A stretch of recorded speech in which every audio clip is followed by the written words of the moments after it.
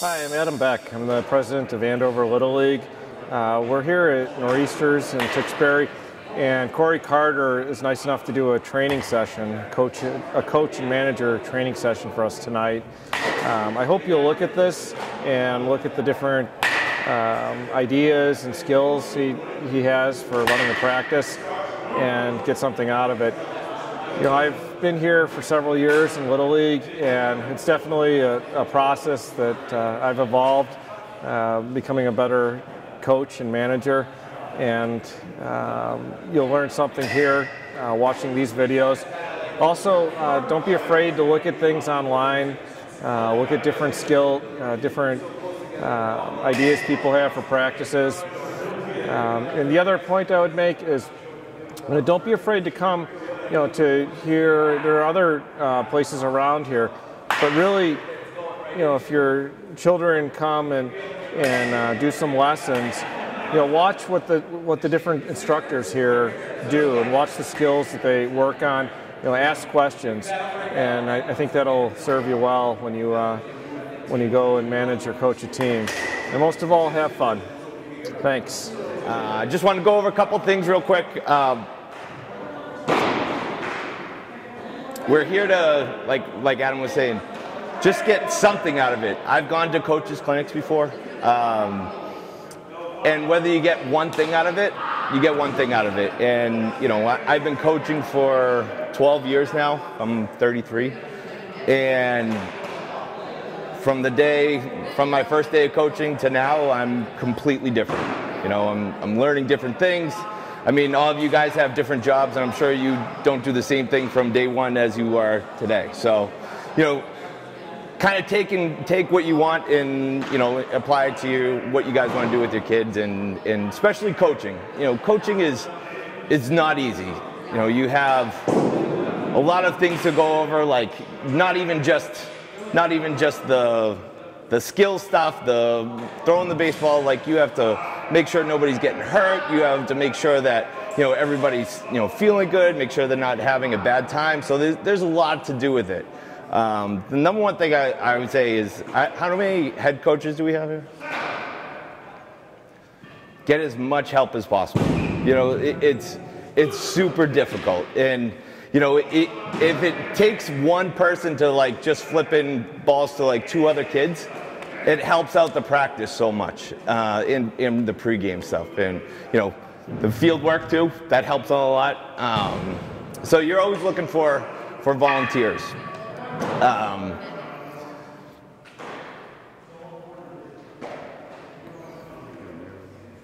As we go along, what you teach is kind of gets a little bit enhanced. What we have 7-year-olds, 6-year-olds? What age group do we have here? This is 4 to 8, right? 4 to 8-year-olds. How many in that 4 and 5-year-old? Okay, I have a 4-year-old. So at that age group, don't try getting anything too complicated. You just want to make sure that they're there for I come in here and hit with my son off the tee, and he just wants to throw 2 balls at a time. So I just let him. You don't want to have it too structured and make sure that you say do this, and this, and all of a sudden they're not going to want to play it anymore. So at that younger age, make sure that you're picking I always say pick your battles. Don't try to tell them to do all these different things, right? Just pick out 1 or 2 things that you want and let them do all these other things that they want to do. So so my 6 through 8-year-olds, they're getting into coach pitch. Are they kid pitch at 8? Kid pitch at 8. Okay. So as those go along, then you're starting to get wins and losses and playing time. And at that age group, you really want to make sure you're moving kids around as much as possible. I'm sure that you don't remember that a kid didn't play the infield during the game, but I'm sure the kid does. So it's super important to make sure that you're moving kids around, playing multiple positions. I get so many kids in here that, I'll ask them how they did. Oh, I played 3 innings, 1 at bat. Every week, 3 innings, 1 at bat. And I'm like, you couldn't find a second base for 1 inning?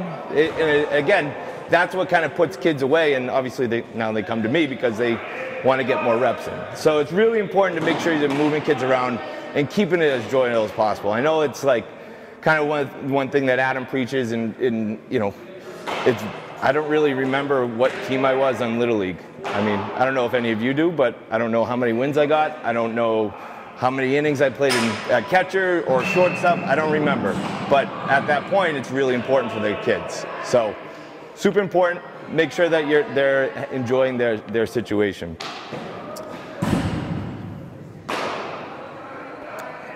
So when you're doing games, try to be engaged.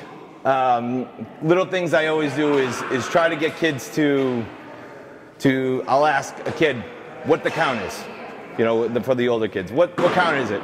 So if they said, I don't know, well, they should know that. They should know what the count is. Or, hey, how many outs are there? Even though you know, or if you say, the thing I like to do a lot with little kids is saying, all right, there's 1 out. And they're like, no, there's 2 outs, coach.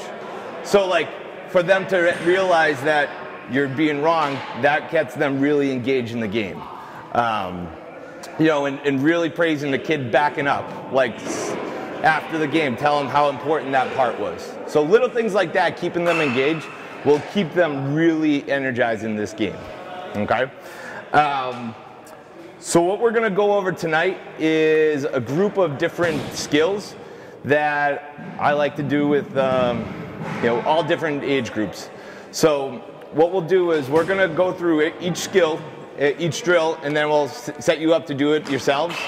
And then, you know, if we have time, I think that should be finished. All right? So what we'll do first is our hitting drill. Jacob, can you grab me one of those bats over there? Anything you do with any single drill or anything else, it's very important to do a progression. You know, especially with hitting, it's not, I always stress, you know, quality, not quantity. When we used to have machines, I used to always see somebody whipping the ball through a machine going boom, boom, boom, and the kid can't even stand up, and then the ball's not going by him, he's not getting everything lined up, and it's counterproductive. So it's really important to stress quality, not quantity. So when you're in batting practice before or at practice, make sure that little key points about lining things up. Lining your toes up, you know, being in athletic stance. Like any sport you play, you're in athletic stance. Same thing with baseball. You bend your knees, you're being athletic, okay? So it's really important to make sure that you keep everybody in the consistency with getting everything lined up correctly right before they swing. So it's not just grip and rip, grip and rip, grip and rip, all right? So first things first, always get your kids' feet lined up. I can't tell you enough, like, there's so many kids that will sit like this, and all of a sudden you just line their feet up, and now their body, they have way more body control, right? So the stuff that I teach to a 6-year-old as opposed to a 20-year-old yesterday is completely different. At that young age, you really just care about making sure you're balanced. Like, all these other things, pick your battles. Just make sure they're balanced, okay? So now when I sit up in front of the tee, right, we always want the tee in front of our front foot. Does anybody know why? That's why we want to make contact with it, okay? So if I made contact with that ball here, that's going right into the dugout, okay? So we want to really stress that contact point out in front of our front foot, okay? So every time we set up on a tee, we're going to make sure that our front foot is behind that tee, okay? Now, the first drill I like to do, okay, actually, let me just work on our hands real quick. You know, at the beginning of time, how many of you guys had your old coach say, get your elbow up? Like, really high, right? So I always tell kids, like, so I don't want it obnoxiously high, you know, but what happens is when it starts getting lower and lower, everything starts to drop, especially with these younger kids. So what we want to do is just get that back elbow just slightly above the front elbow. Nothing obnoxious, just slightly above. And that will, again, build that consistency about getting in a good spot. Because every once in a while, they'll be really droopy. And as I get droopy with my back elbow, my bat head starts to drop. So From our hands, I always try getting our bat at a good angle. So we always want to get our bat at a little bit more of a 45-degree angle so that it allows me to get on path of the ball earlier, okay? You have a better chance of hitting it if we're on path of the ball as long as possible. So if you just get the bat lined up, you're not really worried about bat path or anything. It's just you get on path a little bit easier, okay? Because if your bat's up and down like here, right, then it's going to be a little bit more difficult for the younger kids to be able to get on path. Now, older kids, we can use that. But at that younger age, it's really important to try just getting on that path as quick as possible, okay? So we have that 45-degree angle, not a 90, not a 0, right in half, okay? And that's on the handout. So the first drill I like to do is just an up-down drill. So what we do is we get a little bit wider base as if we already took our stride. So we're just going to get our front heel up, and then we're just going to rotate and swing. So that front heel is going to go down, and that back heel is going to go up, and we're going to hit that ball, okay? I was under pressure there. So, very simple. So that will really help with those kids after every swing getting that back toe pointing right at the pitcher. That makes sense? So when we do a side toss, right? So Jeff's at a slight angle to me, right? So we don't want him directly at me, and we don't want him too far out in front, okay? Now when Jeff tosses it, right, you always want to have it in the front of her front foot. If Jeff tosses it right here, what could happen? Yeah, I've got a couple of them. Every time, once in a while, I'll tell a kid that was a horrible toss. So it's really important to make sure that we're getting the tosses out in front, okay? Now, it's important to be able to get a good timing rhythm. So if I could have the best swing in the world or best timing in the world, I'd pick the best timing every day, okay? So it's really important to get some sort of rhythm for the kids by when you bring their hand back, and then as you come up, you're going to flip it with your fingertips, okay? So it's really not even that you're putting your arm, but it's more just your fingertips. And he's going to try to put it on a table just right here. So it's just going to land right on the table here, all right? Now I can blame this if it's a bad swing, all right? So now, so you put it right out in front, okay? And I was able to get that contact point here. Pretty simple. So after a swing where the kid's falling backwards, I get a lot of falling backwards. So when they fall backwards, their front side's opening up. Either they're landing on their heel or they're pulling that front shoulder, okay? So it's really important to make sure that they stay balanced throughout their swing, okay? So if they take their swing, go ahead.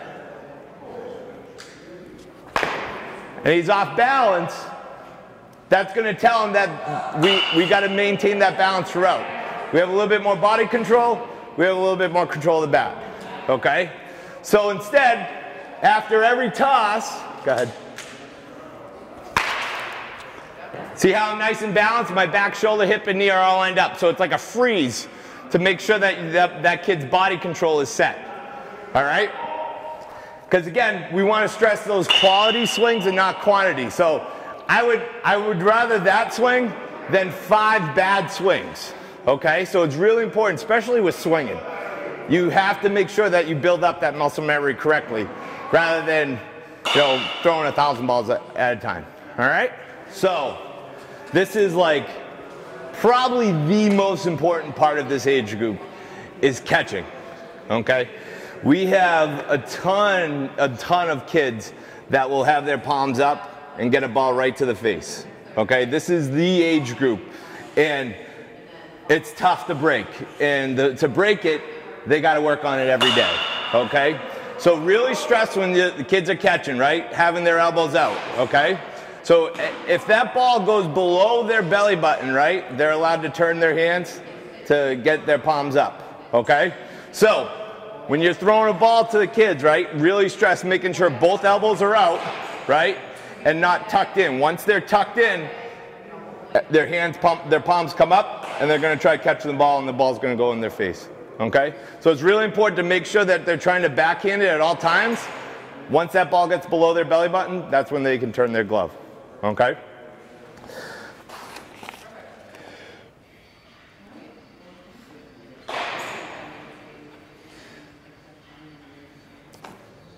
So what we'll do is, I usually like to find a point. I do a lot on like these mats. So what I do is, I'm straddling this line. So what it's getting me in the spot that now I can have some points to line up, okay? So as I catch the ball,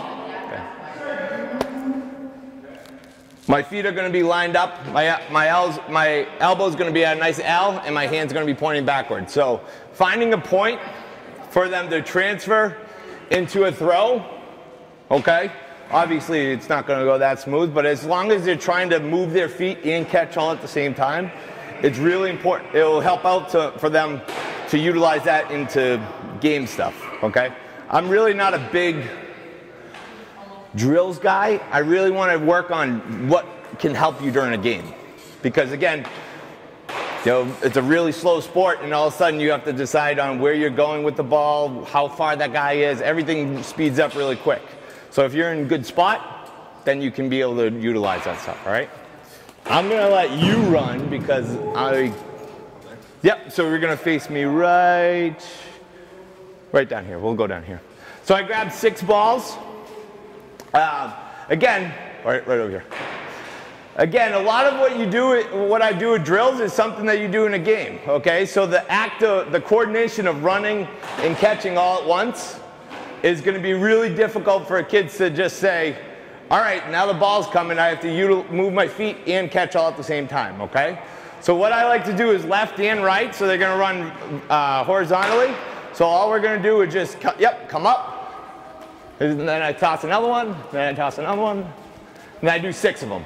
So what I'll do is, you go to the left and go to the right. Again, you did a great job, probably better than a 6-year-old. So, but you gotta understand, like, it's for kids to understand the concept of moving their feet and not looking at their feet, it's really difficult. So take a look at it. It's a really good drill to help out with that coordination that would help you in like a game speed atmosphere, okay? The other most important thing at this age group, have you got, how many first year coaches do I have? Okay, so the coaches that have been here have coached before, you've seen it. How many kids have you seen that push the ball? Push the ball, right? All the time. So it's really, what I like to push the kids to do is towel drills. So you just find like a dish towel, I don't know, 2 feet or so, and you hold it like a baseball. Can I have another volunteer? You don't have to do anything. I'll do the smacking. Yeah, you can put my glove on. Go right over here. So all you're gonna do is just hold the glove right down there, just like that. Yep.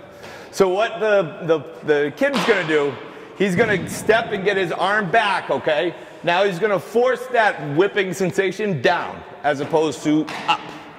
So you're gonna step and throw and get that downward action. I didn't spank it too bad, right? Okay. So usually if you did it at a glove or a chair, something to work that downward action. But if you hear this, so I snapped it up here. When you hear that snap sound up here, that means that pushing sensation is coming out. So again, we want to work that arm action through and not that push effect, okay? Again, stuff we see all the time. I'm actually doing like 3 workouts with kids, trying to fix and a couple of them are a little bit older. Again, when you break it at a young age, not going to be able to do it. I do a lot of them with my son. So why don't we have 3 people at each ball, all right? So on this drill, it's really fast paced. So again, we talked about running and catching all at one time. So not every single time you're gonna catch horizontally or over your shoulder or forward. So what this does is usually it's a more wide out area. So what we do on this one is work on getting ready. Every person that's up would be facing me. So what would happen is you would show me your ready position, your hands would be out in front, you catch the ball, and then once you catch that ball, you go to the end of the line of the next line. So you go to here, you go there, you go there, you go there. Can I have somebody over in that corner? All right, so what I would do is you'd show me you're ready, I'd throw it over your head, and then the next person would be up. You'd show me you're ready, go. And then you would run to the middle. I'd be tossed, right, run to the middle, yep. And then next person up, go. Then the next person would be up, go. So it'd force you to come up. Then you would come to the middle. Yep, there you go.